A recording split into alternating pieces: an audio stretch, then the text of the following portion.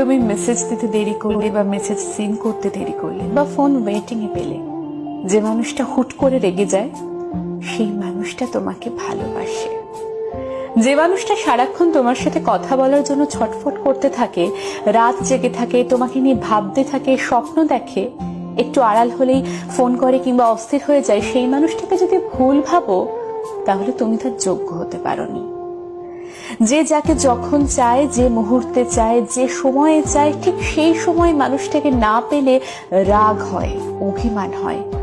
আর তখন তুমি যদি তার অভিমান কিংবা রাগটাকে গ্রহণ করতে না পারো, উল্টে তার সাথে রাগারাগি করো, তাহলে তুমি তাকে ভালোবাসতে পারোনি। তোমার ফেসবুক আইডিতে কে কি কমেন্ট করলো, কে রিয়াক্ট করলো, তুমি কি রিপ্লাই দিলে, তুমি কোথায় কি রিয়াক্ট দিলে, কি কমেন্ট করলে, এসব কিন্তু মানুষ এমনি এমনি নজর রাখে না। কারো মনে একটু জায়গা করে নিতে না পারলে কেউই এসব খেয়াল করে না। নিজের মানুষটাকে কেউই এক মুহূর্তের জন্য হলেও আড়ালে দেখতে চায় না। সবসময় চায় প্রতিটা মুহূর্ত এই মানুষটা একান্ত নিজের হয়ে থাকুক, তার জন্য অপেক্ষা করুক, তাকে নিয়ে একটু ভাবুক।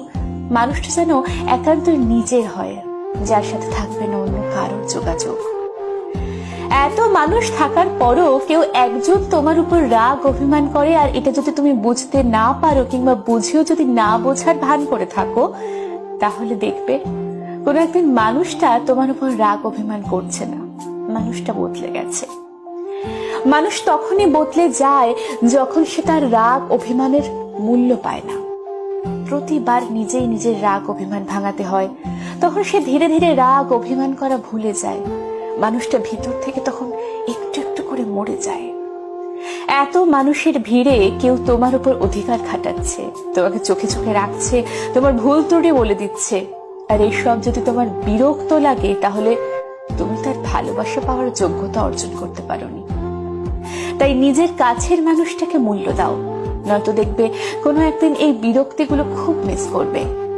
যখন কেউ রাগ অভিমান করবে না কিংবা অধিকার দেখাবে না, সেদিন বুঝবে তুমি কি পেয়ে কি হারালে। সেদিন সব ঠিক থাকবে, শুধু সেই মানুষটা তোমার থাকবে না। একটা সম্পর্ক না টিকিয়ে রাখার জন্য কথা বলাটা খুব দরকার, জানো তো? সময়টা কোথায়? তুমি যদি আমাকে বলো যে আমার কাজটাই আমার কাছে সব, এটা কিন্তু না। কাজের শেষে 1 মিনিট 5 মিনিট হলেও ওই মানুষটা কিন্তু আমার জীবনে ইম্পর্টেন্ট।